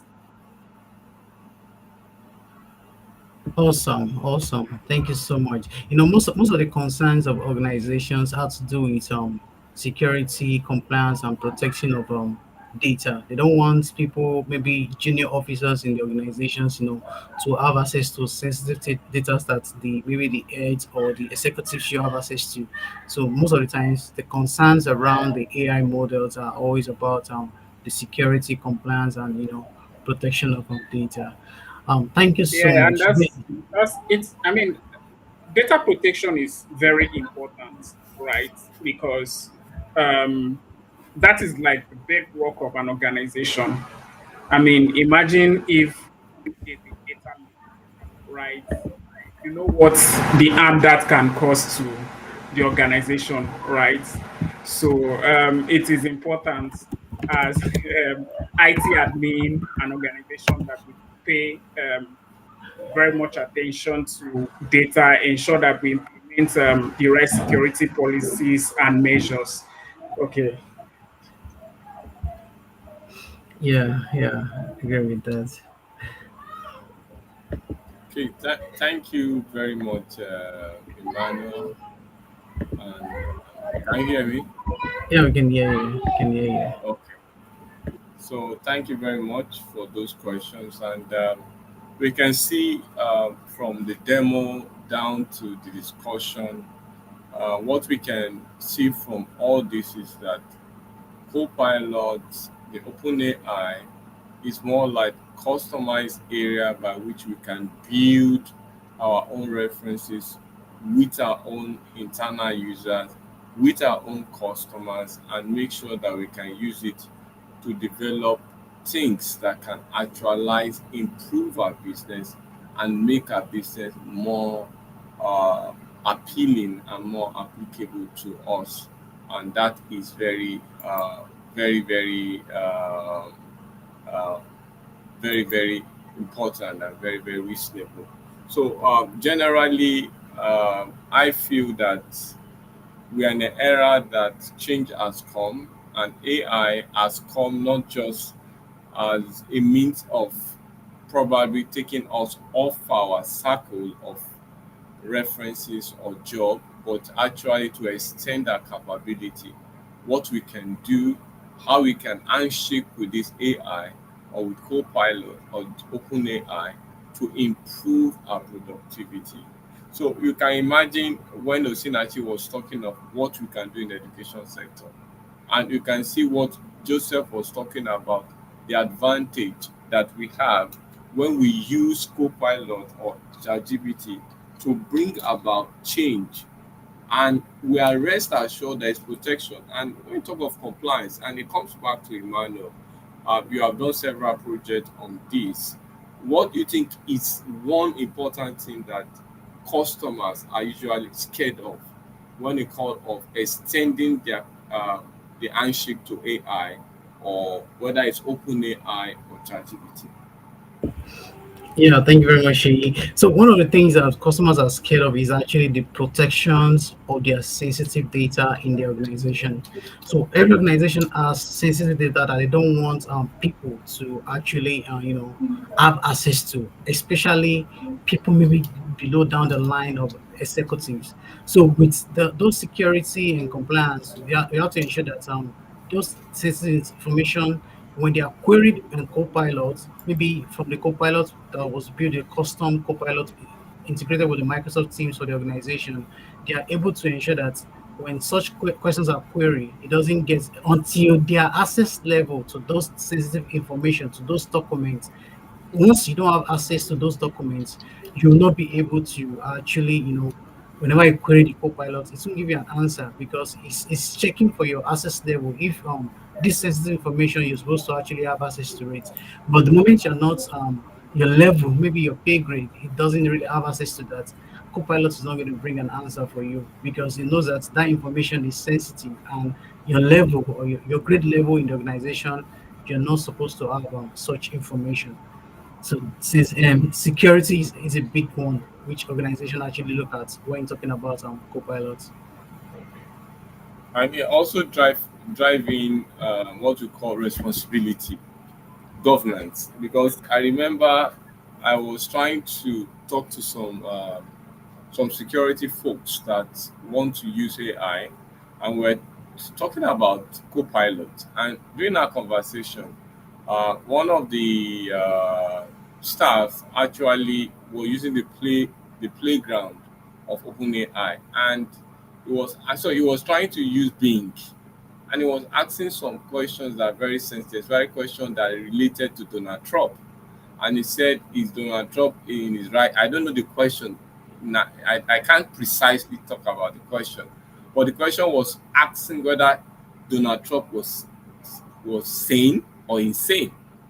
Do you know what being said? He said he cannot answer him because it is more like slamming Donald Trump and using abusive or vulgar word against him publicly. And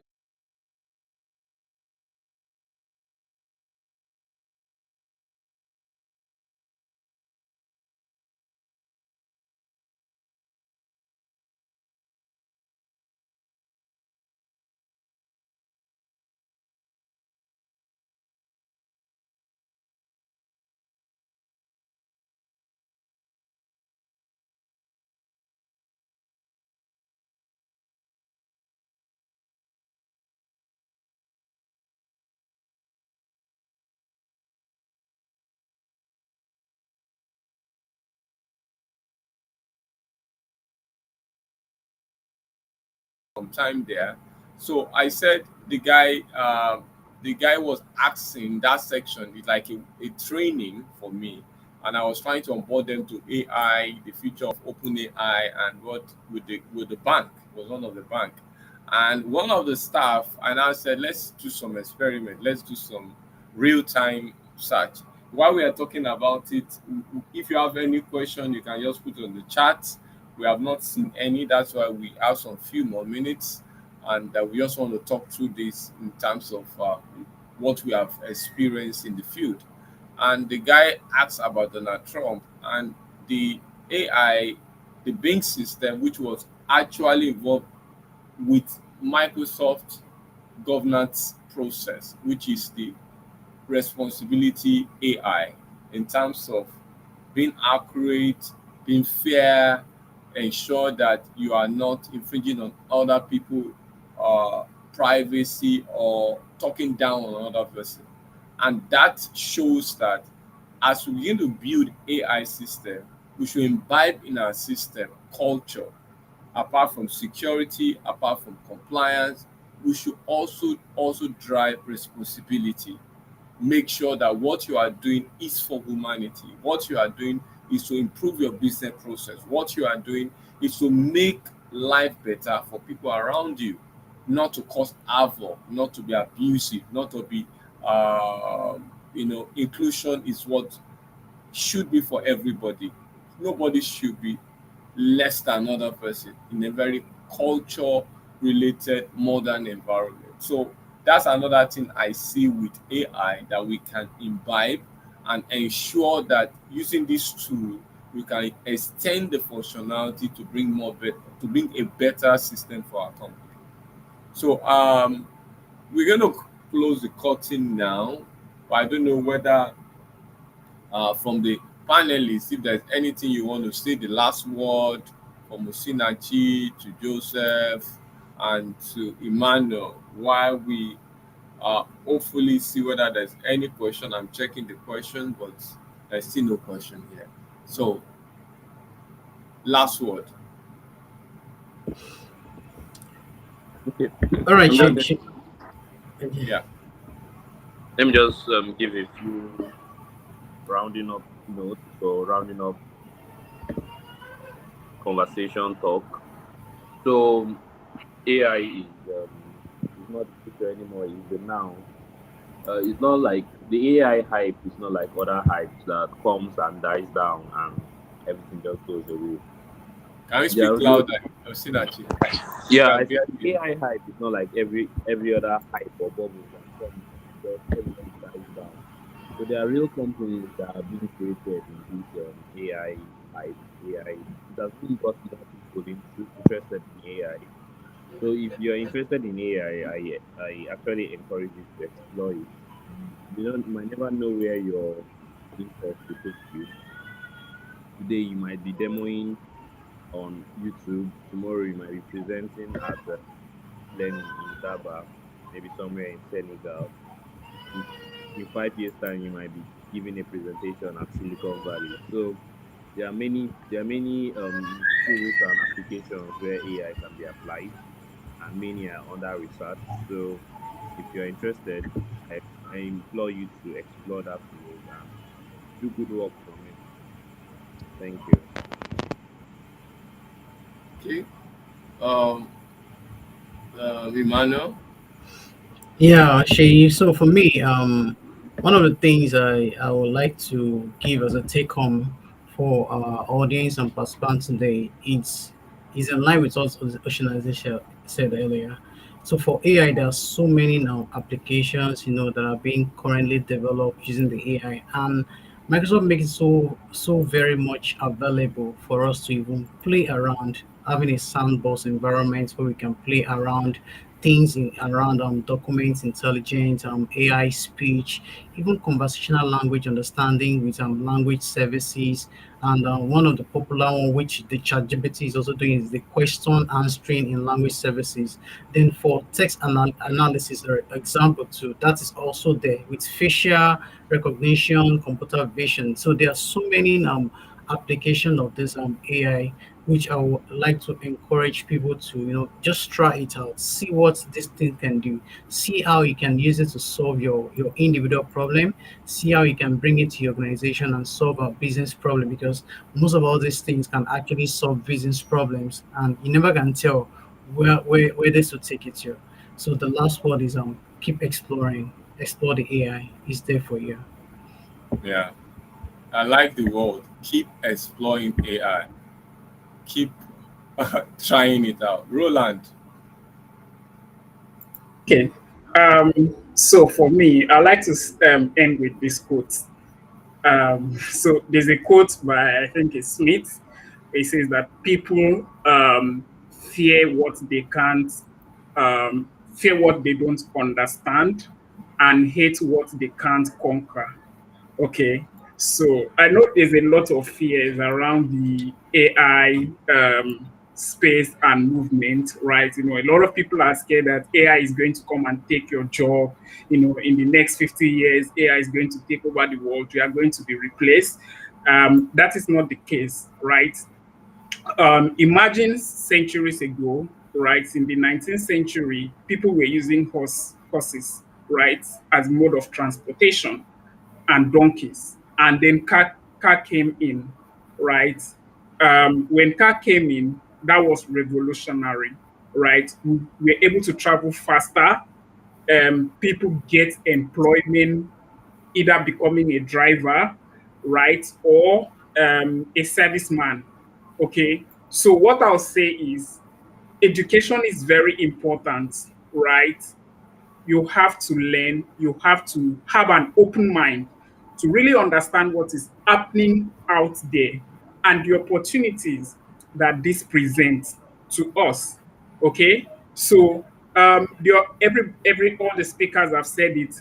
Opportunities are enormous. If you look at the world today, AI is penetrating almost every sphere of this space, from commercial to education to healthcare, right? So my advice would be that look at what you have in your hand, right? And then see how you can key into this. What are the necessary skills that I need to learn, right? Where do I need to be? Who are the people that I should listen to, right? To really understand what is happening in my world, um, rather than isolating yourself and being scared over there. So thank you so much. Keep an open mind, continuous learning.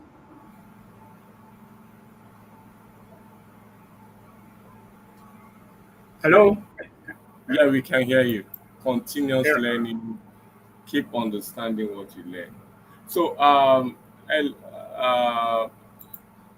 my last talk here is to say this.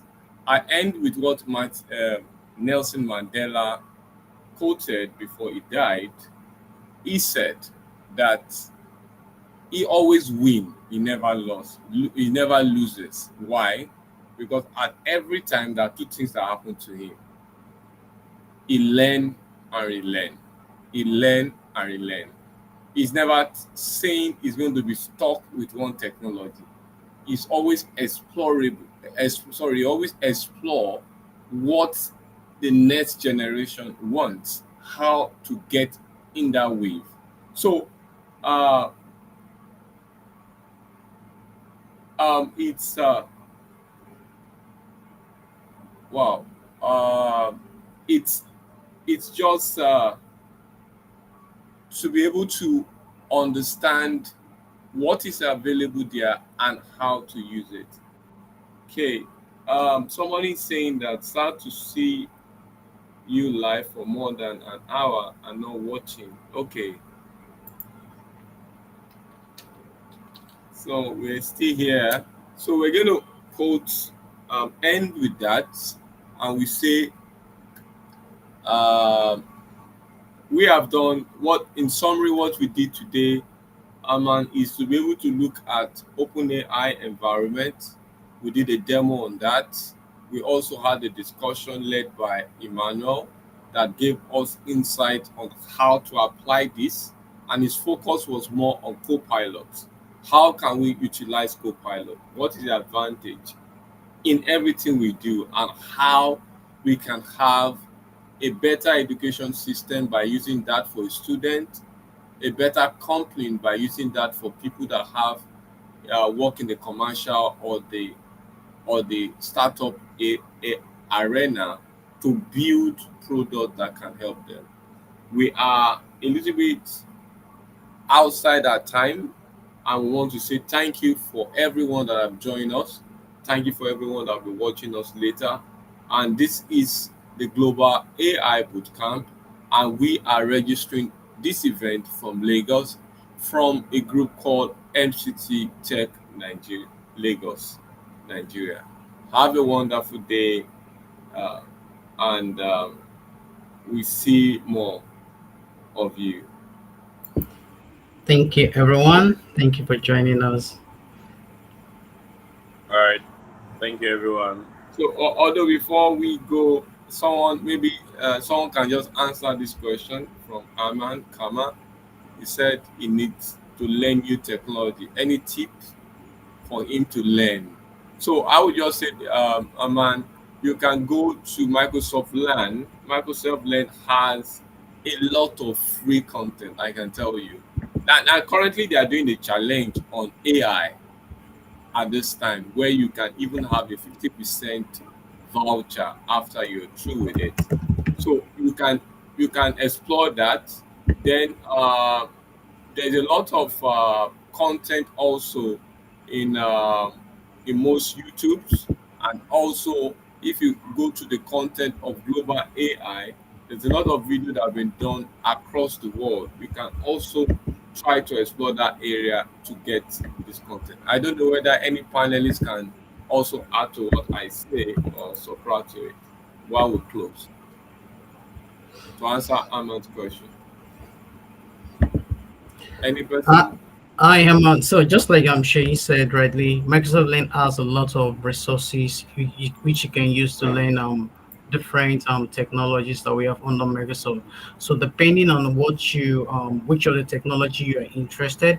Okay, you said that you currently have Azure AI Fundamental Certification. So if you're interested in AI itself, you can proceed with AI 102, which is the Azure AI Engineering Certification that will actually gives you more hands-on into each of these technologies. So AI 102 will be like a next step for you if you're interested in the AI part. And there are also Microsoft created a lot of series learning paths for Copilot. So we're also interested in learning Copilot for maybe M365, Power Platform, depending on anyone. There are actually resources available on the Microsoft Learn to actually continue your learning in AI. Thank you. Thank you, Aman, and thank you, everybody. Have a very wonderful time, and we'll see you next time when we have another global AI bootcamp. Bye from here, and have a lovely day. Bye. Bye. For over 7 years, Macintosh Consulting has been empowering individuals, organizations, and government parastatals in information technology, business management, leadership development, and finance.